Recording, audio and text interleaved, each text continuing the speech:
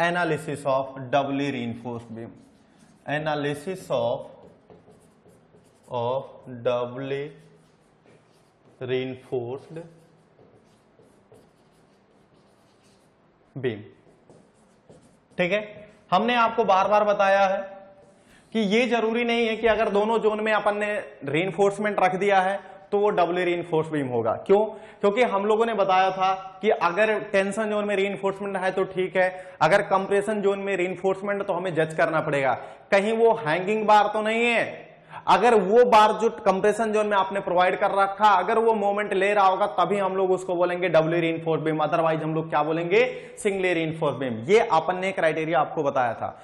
क्या रीजन है, क्यों प्रोवाइड करते हैं, वो हम लोग देखेंगे कि जब भी हम लोग क्या करेंगे, जब भी हम लोग देखेंगे कि जो हमारा कंप्रेशन स्टील है, ठीक है, वो हम लोग प्रोवाइड कब करेंगे?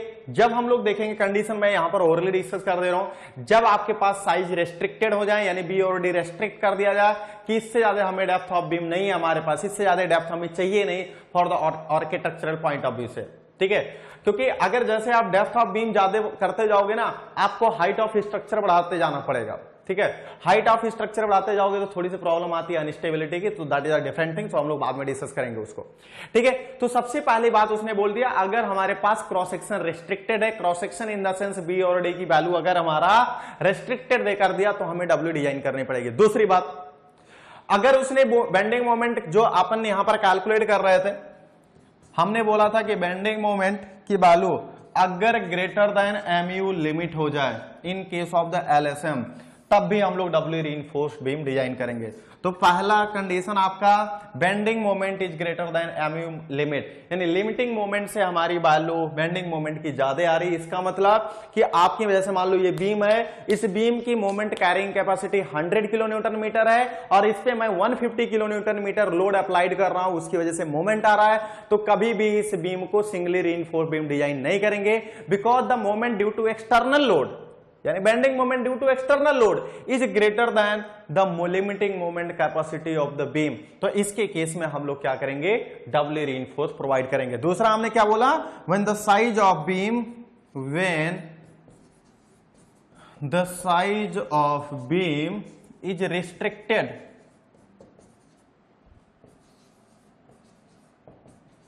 When the size of beam is restricted. ठीक है, third, in case of continuous beam,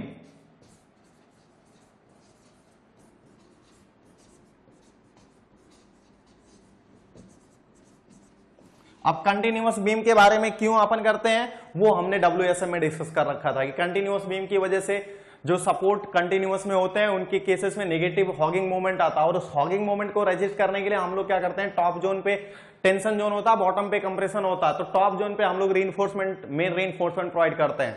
तो अगर टॉप जोन पे हमने मेन रीइंफोर्समेंट प्रोवाइड कर दिया, इसका मतलब वो डब्ल्यू रीइंफोर्समेंट तो ऑलरेडी हो गया, बॉटम में तो आपने प्रोवाइड कर ही रखा है। ठीक है, तो इस पॉइंट को टेक केयर करने के लिए हमें क्या करना पड़ता है? डब्ल्यू रीइंफोर्समेंट की डिजाइन करनी पड़ती है। तो डब्ल्यू रीइंफोर्समेंट की डिजाइन के लिए सबसे पहली बात कि ये हमारा AST हो गया, ये हमारा क्या हो गया?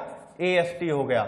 और यहां पर हम लोग क्या प्रोवाइड करते हैं? जो कंप्रेशन स्टील होता है उसको हम लोग बोलते हैं ASC, और ये विड्थ ऑफ बीम हो गया। और हम लोग यहां पर बात करेंगे कि ये हमारी क्या हो जाएगी? इफेक्टिव डेप्थ हो जाएगी। क्लियर? सो फर्दर अगर हम लोग देखें दोस्त, तो यहां पर हमारा एक इफेक्टिव कवर होता है जिसको हम लोग बोलते हैं D', और ये हमारा D'। ठीक है, अब ये D' की दोनों की वैल्यू सिमिलर भी हो सकती है, अनइक्वल भी हो सकती है। ठीक है, according to the given data, जैसा डेटा गिवन होगा वैसा हम लोग कैलकुलेट करेंगे। ठीक है, सो यहां पर अगर हम लोग देखें, अगर हम लोग यहां पर देखें तो यहां पर हम लोग सबसे पहले क्या करेंगे? स्ट्रेन डिस्ट्रीब्यूशन डायग्राम बनाएंगे। ठीक है, क्या बनाएंगे? Strain distribution. तो स्ट्रेन डिस्ट्रीब्यूशन अगर हम लोग देखें तो ये हमारा हो जाएगा स्ट्रेन डिस्ट्रीब्यूशन, दिस वैल्यू 0.0035, ठीक है, और this value 0.002 plus 0.87 Fy divided by ES। This value maximum strain in the tension zone 0.002 plus 0.87 Fy by ES, और यहां पर एक स्ट्रेन की वैल्यू होती है 0.002। ठीक है, अब ये जो एप्सिलॉन SC इसको लिखेंगे, क्या लिखेंगे? Epsilon SC। एप्सिलॉन SC मतलब strain at the level of compression zone, strain at the level of compression zone. ठीक है, अब यहां पर हम लोग क्या लिखेंगे, यहां पर हम लोग क्या लिखेंगे कि ये हमारा टोटल टेंसाइल फोर्स हो गया। ठीक है, और यहां पर हमारा इस लेवल पर आपका एक स्ट्रेसेस ऐसा आएगा और ये हमारा ऐसा हो जाएगा। ठीक है, और ये 0.45 FCK। ठीक है, हम लोग ये हमेशा चाहेंगे कि ये जो हमारा कंप्रेशन स्टील है, ये जो हमारा कंप्रेशन स्टील है, यानी ये कंप्रेशन स्टील, ये हमेशा 3/7 XU से ऊपर हो। ये जो 3/7 से XU से क्या हो, ऊपर हो, ताकि हमें कैलकुलेशन इजी पड़े। अगर हमारा कैलकुलेशन यहां पर आएगा तो इसको हम लोग बोलेंगे FSC। इसको हम लोग क्या बोलेंगे, FSC। FSC मतलब stresses in compressive stress in compression steel. ठीक है, तो यहां पर सबसे पहले हम लोग हर एक के बारे में लिख लेते हैं। AST is equal to area of tensile steel. ठीक है, ASC is equal to, this is the area of compression steel, this is equal to area of compression steel. D is equal to, अपन बहुत पुरानी पहचान है, क्या कहते हैं इसको, इफेक्टिव डेप्थ। ठीक है, D dash is equal to, यहां पर अपन क्या बोलते हैं इसको, इफेक्टिव कवर। ठीक है, और D इज इक्वल टू हम लोग इसको बोलते हैं ओवरऑल डेप्थ, और इसकी जो वैल्यू होती है ये is equal to D plus D dash के इक्वल होती है। ठीक है, सो फर्दर अगर हम लोग बात करें तो यहां पर लिखा हमने epsilon SC is equal to strain in compression zone, strain in compression zone at the level of compression steel, at the level of compression steel। ठीक है, यहां पर FSC इज इक्वल टू आता है, FSC इज इक्वल टू आता है stress in compression zone, stress in compression zone at the level of compression steel, at the level of compression steel। ठीक है, तो यहां पर ध्यान रखना आप एप्सिलॉन SC और FSC के बारे में। FSC क्या है, stress in compression zone at the level of compression steel. Epsilon SC मतलब strain in compression zone at the level of the compression steel. अब आपको क्या करना पड़ेगा, ये अब ये FSC कैसे मिलेगा, अब ये FSC कैसे मिलेगा, FSC को कैलकुलेट करने के लिए यहां पर हम लोग कोड के सहारा लेंगे। हम लोग क्या करेंगे, अकॉर्डिंग टू IS 456/2000 के अकॉर्डिंग। ठीक है, इधर हम लोग लिखेंगे एप्सिलॉन SC और इधर हम लोग लिखेंगे FSC। ठीक है, ये एप्सिलॉन SC का वैल्यू हम लोग निकालेंगे, FSC की वैल्यू कोड के अनुसार दिया होगा, ये वैल्यू निकालेंगे, ये वैल्यू गिवन होगा, ये वैल्यू निकालेंगे, ये वैल्यू गिवन होगा। ठीक है, अब हमारा एप्सिलॉन SC का अगर डायरेक्ट वैल्यू नहीं गिवन है तो इंटरपोलेशन करके हम लोग निकालेंगे। ठीक है, वो इंटरपोलेशन कैसे निकालेंगे वो जब हमारा प्रॉब्लम में आएगा तब हम लोग देखेंगे। क्लियर है इतना? ठीक है, तो ये एप्सिलॉन SC कैसे आएगा भाई, आप FSC तो कोड के अनुसार ले रहे हो, मानते हैं बात, तो ये एप्सिलॉन SC कहां से आएगा, ये कौन बताएगा? ठीक है, तो अपन देखते हैं।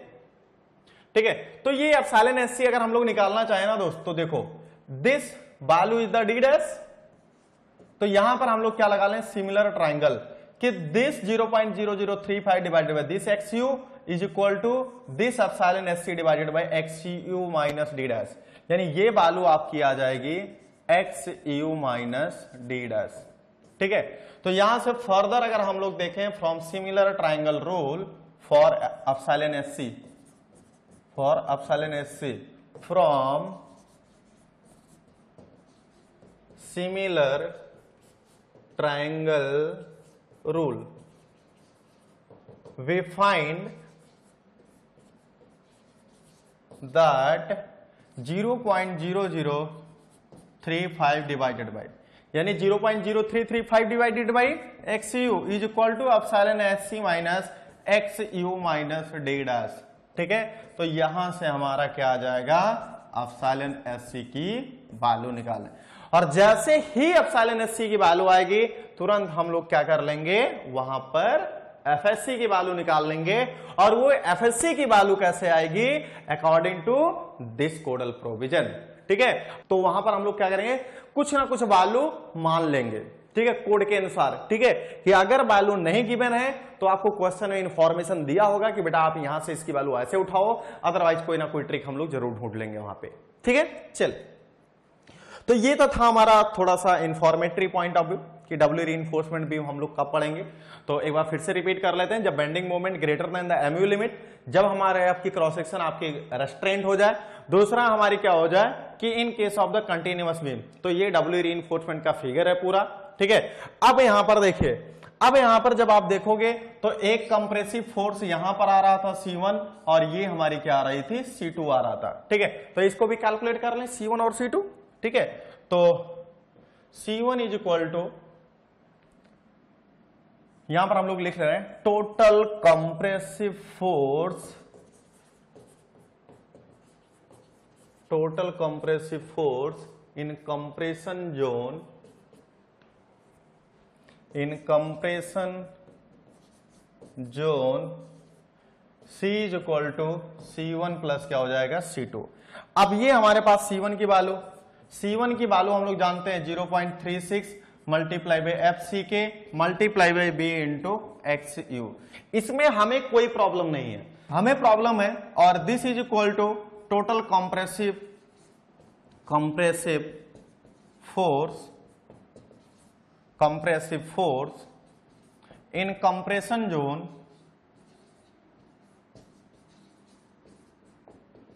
इन compression zone of concrete.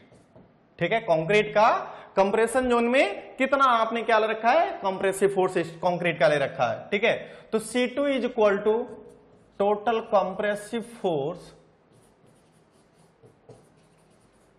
Total compressive force in compression zone,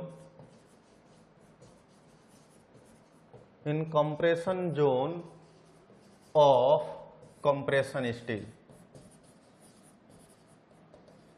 किसका, ऑफ कंप्रेशन स्टील। ठीक है, कंप्रेशन जोन में इस कंप्रेशन स्टील की कितनी कंप्रेसिव फोर्स होगी, वो टोटल वो कौन रिप्रेजेंट कर रहा है, C2। अब इस C2 की वैल्यू कैसे निकालेंगे, देखो यहां पर क्या लिखा है, एफएससी।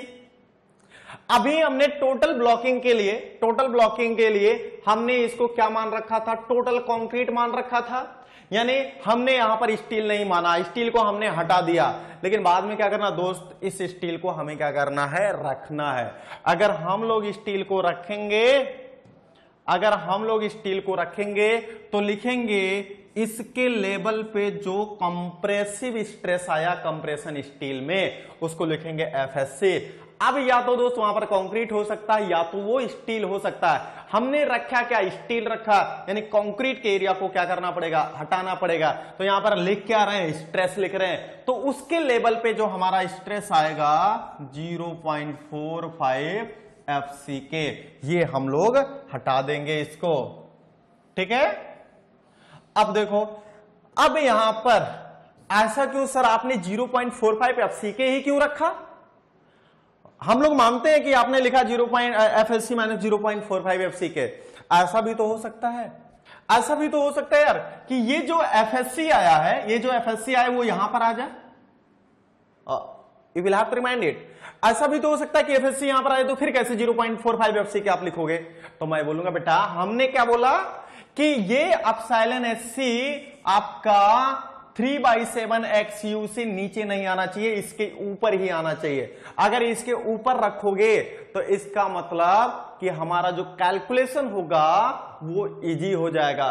पैराबोला के केस में आप नहीं निकाल सकते यहां के लेवल पे स्ट्रेस, यहां के लेवल पे आप स्ट्रेस कभी नहीं निकाल सकते, लेकिन हां यहां जंक्शन पे निकाल सकते हो। तो कहने का मतलब ये है कि ये हमारा तब है जब D dash is less than 3/7 और equal to x you.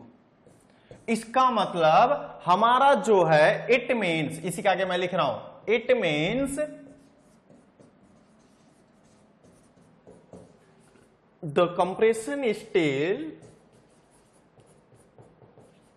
is in the zone of rectangular variation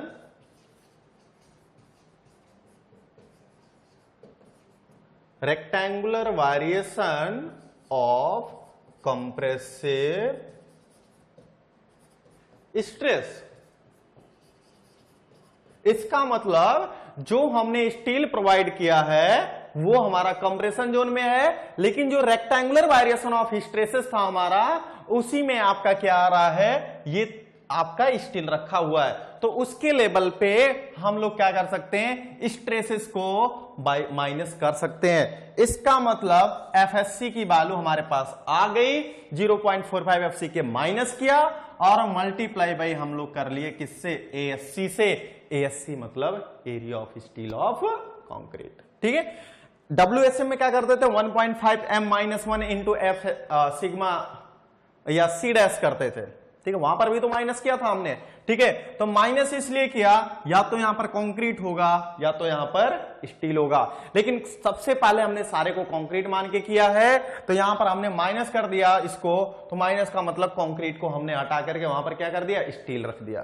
ठीक है, तो ये C2 की वैल्यू यानी टोटल कंप्रेसिव फोर्स आ जाएगा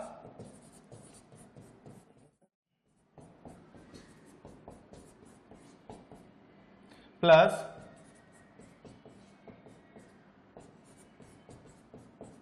FC के मल्टीप्लाई बाई ASC। ठीक है, तो टोटल टेंसाइल फोर्स आ जाएगा 0.87 FY multiply by AST। Clear है यहां तक, ये पिक्चर क्लियर है। ठीक है, अब हम लोग एनालिसिस करते हैं। अभी तक तो ये था हमारा पैरामीटर की, कौन कौन से पैरामीटर की हम लोग स्टडी करेंगे। ठीक है, अब हम लोग डायरेक्टली पॉइंट पे आते हैं, एनालिसिस पॉइंट पे चलते हैं।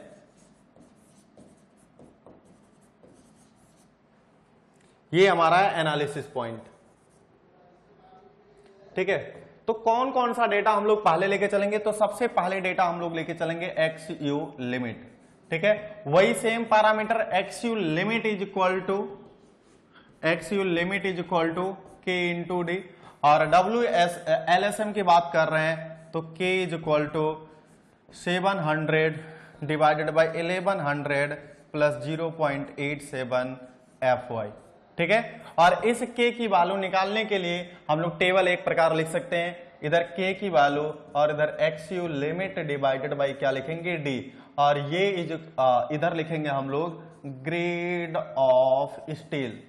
क्या लिखेंगे हम लोग, ग्रेड ऑफ स्टील। यहां पर फर्दर अगर हम लोग देखेंगे तो Fe 250, Fe 415 और ये हो जाएगा दोस्त कितना, Fe 500। ये वैल्यू अगर हम लोग देखें तो ये वैल्यू 0.53, 0.48, 0.46, कुछ नहीं करना है।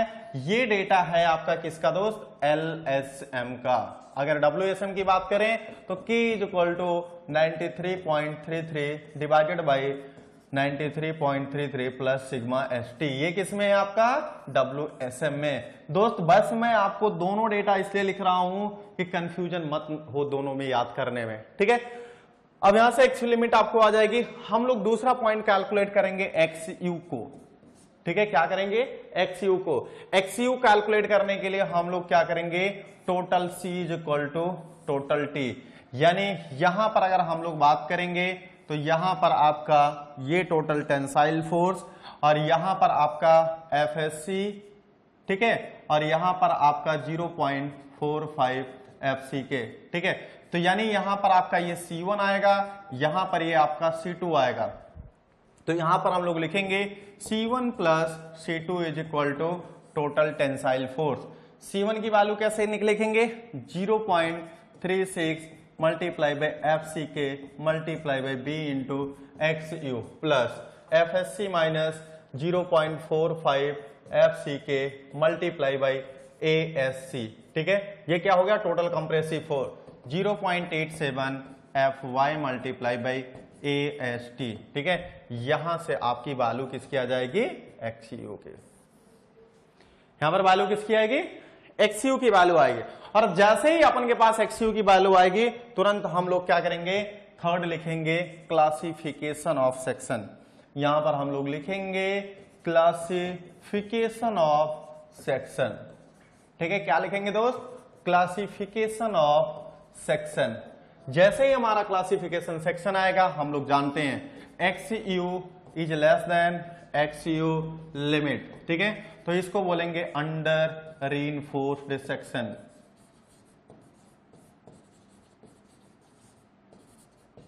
क्या बोलेंगे इसको? Under reinforced section. दूसरा पैरामीटर अगर हमारा आएगा XU is equal to XU limit, तो इसको हम लोग बोलेंगे लिमिटिंग सेक्शन। क्या बोलेंगे इसको? Limiting section. थर्ड में अगर हमारा आया कि XU is greater then XU limit, तो हमारा आएगा ये over reinforced section.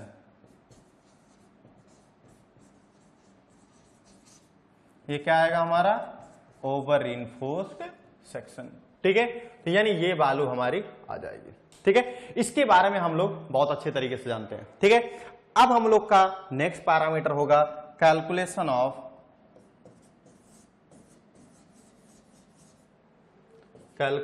Of factored moment. ठीक है, तो यहां पर अगर हम लोग फैक्टर्ड मोमेंट कैलकुलेट करें तो यहां पर ये कह सकते हैं, देखो अगर अंडर रीइंफोर्स्ड सेक्शन है, for the under reinforced section,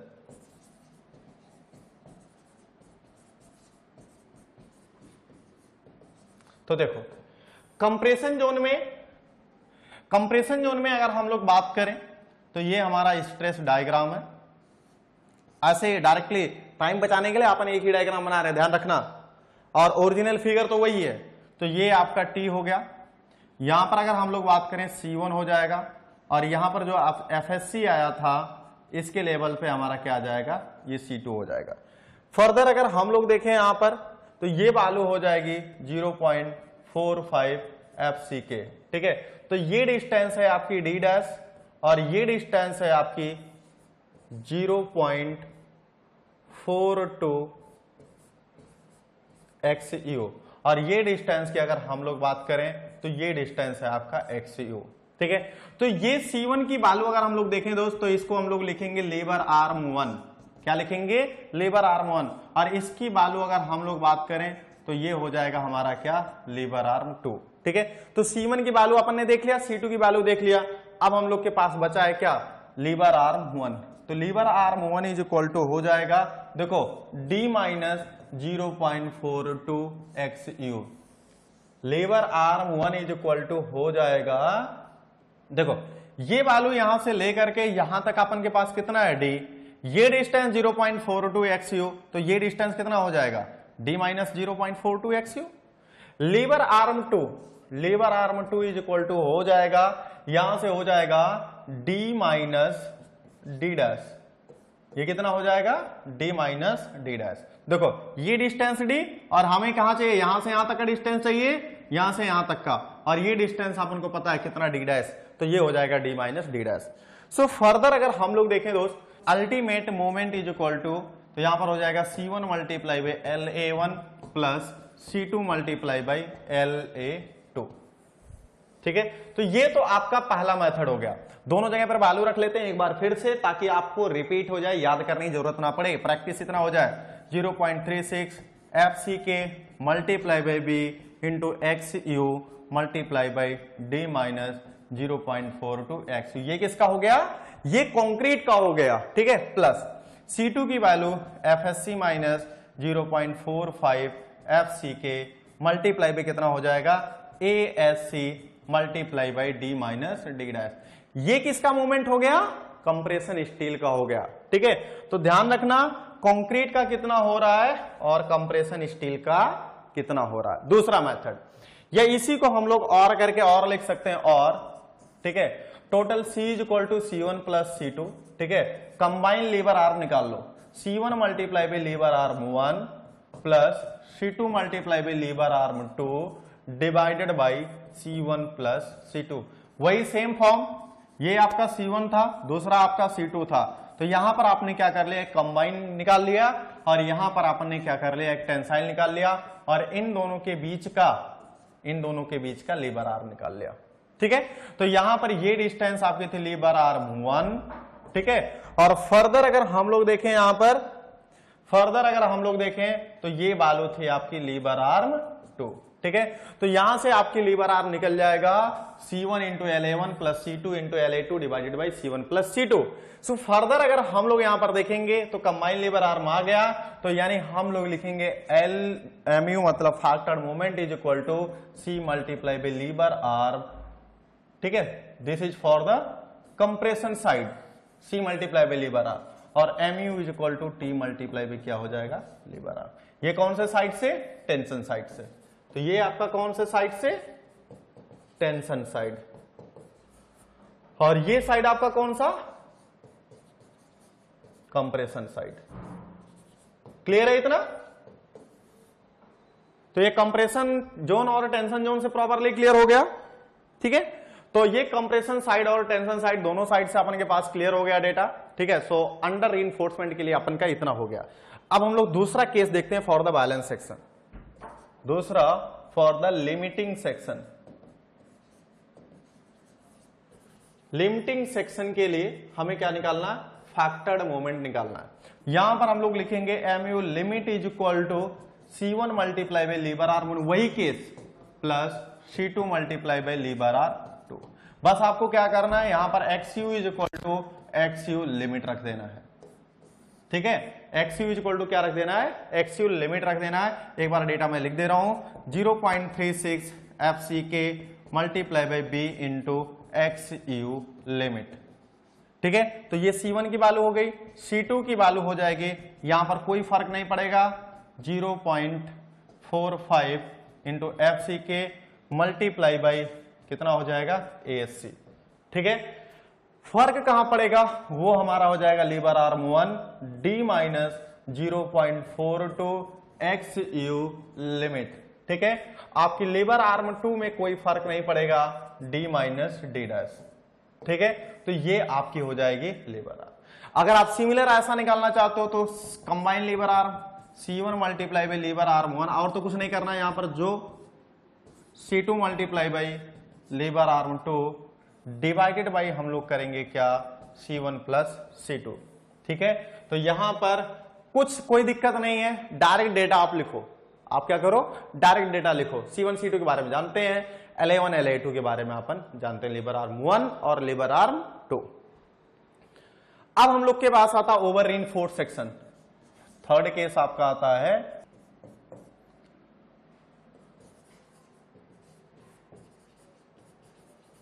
for the over reinforced section. ठीक है, अगर ये हमारा ओवर रीइंफोर्स्ड सेक्शन हो गया तब क्या करेंगे, तो जब भी अपन के पास ओवर रीइंफोर्स्ड सेक्शन होगा तो MU for over is equal to MU limit रखेंगे। ठीक है, यानी C1 multiply by lever arm 1 plus C2 multiply by lever arm 2। ठीक है, similar case, C1 is equal to 0.36 FCK into B into XU limit. ठीक है, यहां पर C2 is equal to FSC minus 0.45 FCK। ठीक है, यहां से C1 C2 की वैल्यू आ गई, लीवर आर्म 1 की वैल्यू हो जाएगी D माइनस 0.2। अब आपका देखो क्या चेंज होगा, बस यही।